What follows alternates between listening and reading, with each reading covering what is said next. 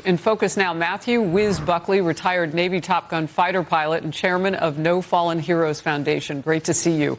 What do you make of any deeper concerns that people might have about a ceasefire now not holding as Iran is continuing more deadly attacks now on its neighbors in the Middle East?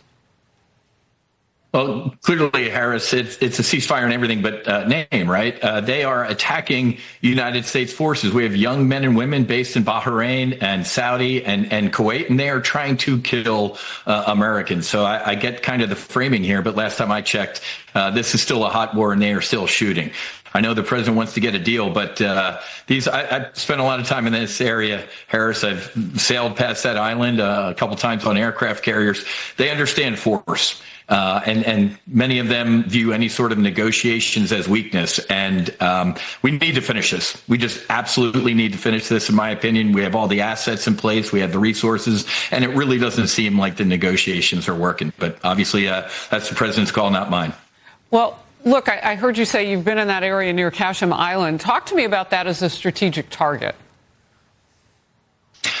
Well, there's a lot of islands in there, Harris. I was leaving on the Abraham Lincoln, and a bunch of Iranian patrol boats, those Boston whaler type of boats, came ripping out from behind some islands, kind of circled the carrier, and then made a straight line to Oman. Oh. And I remember eating dinner later in the wardroom, and one of my buddies who was a boat driver, we affectionately aviators call them boat drivers. I'm like, hey, you all knew about that, right? You saw that? And they're like, man, with all these islands around here, these boats can pop out, these patrol boats can pop up out of nowhere with little warning and get at us pretty quickly. So it's tight. It's about 21 miles at the choke point there, Harris. It is a very it's set up for tactical ambush for any sort of ships.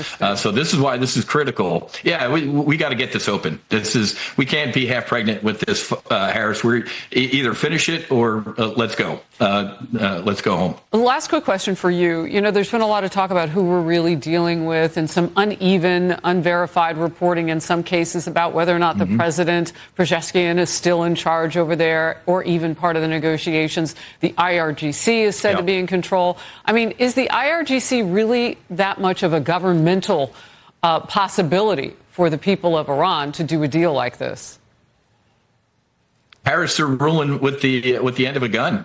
They absolutely are in charge. And it's a lose-lose for them, Harris. If the United States and we kind of, quote, win, the Iranian people are coming after them pretty hard. They might get Mussolini in the town square for what they've done to these people. What they did, what was it, 6 months ago? Tens of thousands of civilians killed, the great Iranian people. So they're either going to be held accountable by their own people someday or the United States and Israel. So they're in a lose-lose, and I think the IRGC, the radical elements, are going to want to fight to the death. These negotiations, in my limited opinion, don't seem to be going anywhere. Matthew Buckley, great to see you always. Thank you very much for your time and expertise. Thanks, Harris.